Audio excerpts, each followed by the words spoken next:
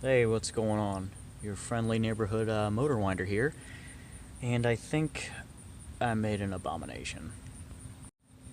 What we have here is a 150 millimeter 4-inch quad that I'm experimenting with. I kind of just spent the past couple days wrapping my brain around this.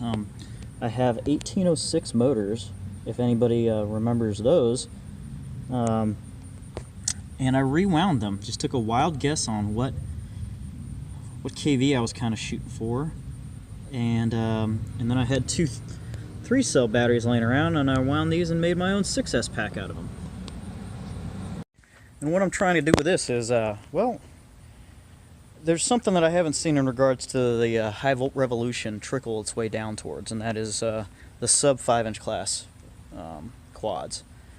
And I think they're plagued with the worst in regards to 3-cell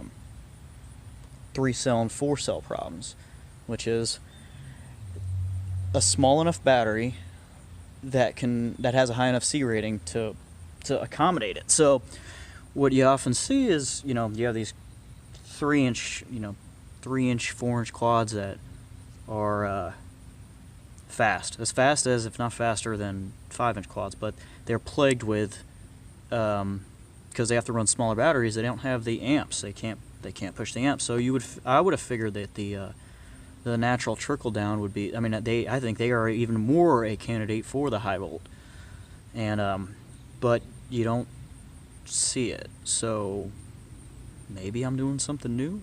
I don't know. Maybe this will stir some things up. And what I ended up doing, as I showed you, was they're motors that are kind of forgotten and are probably in everybody's closet.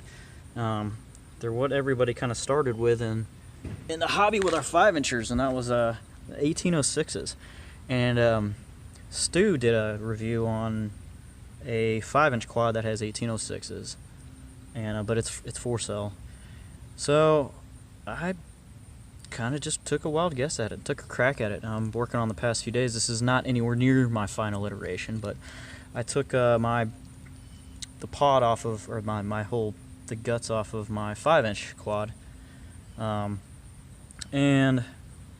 threw it on this 150 millimeter frame I had laying around. It's like a $10 frame on Banggood. So, and the nice thing that I love about my setups are they're very modular. I pretty much, anything that has a 30-30 pattern, I can throw it and it just drops right in.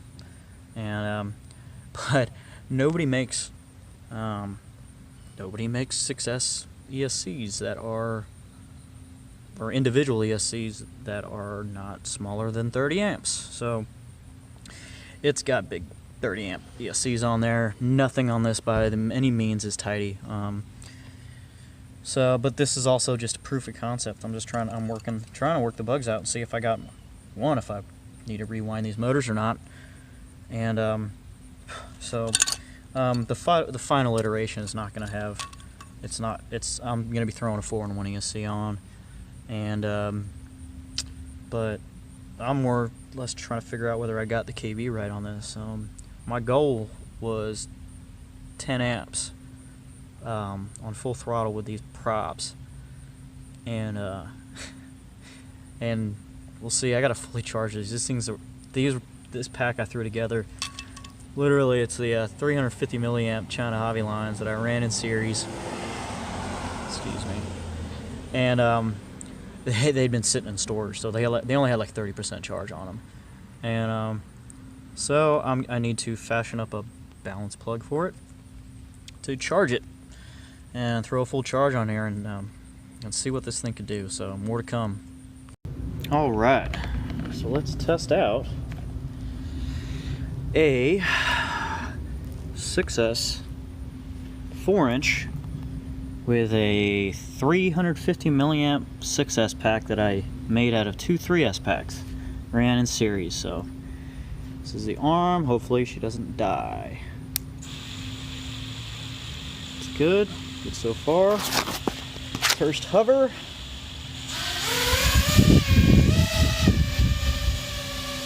my point.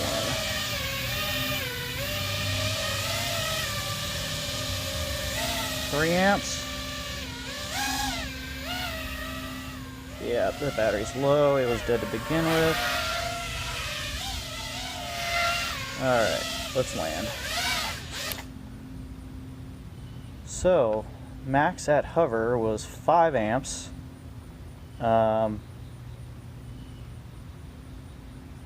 Battery I have on here now it was at 25% to begin with. So I was at probably less than half.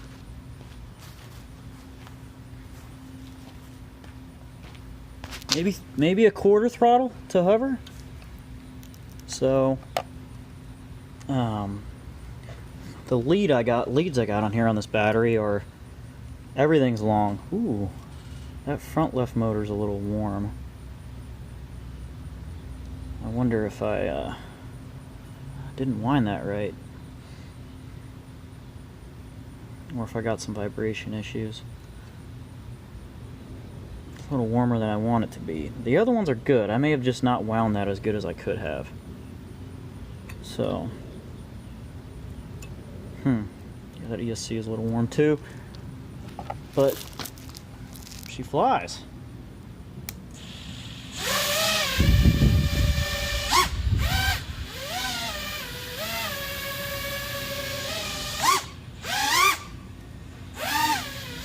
Actually doesn't do too bad.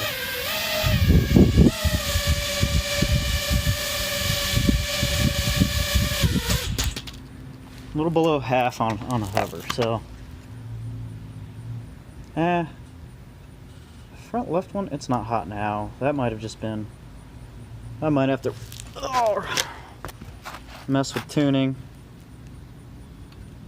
but the battery doesn't even feel overtaxed too. So yeah, this is interesting.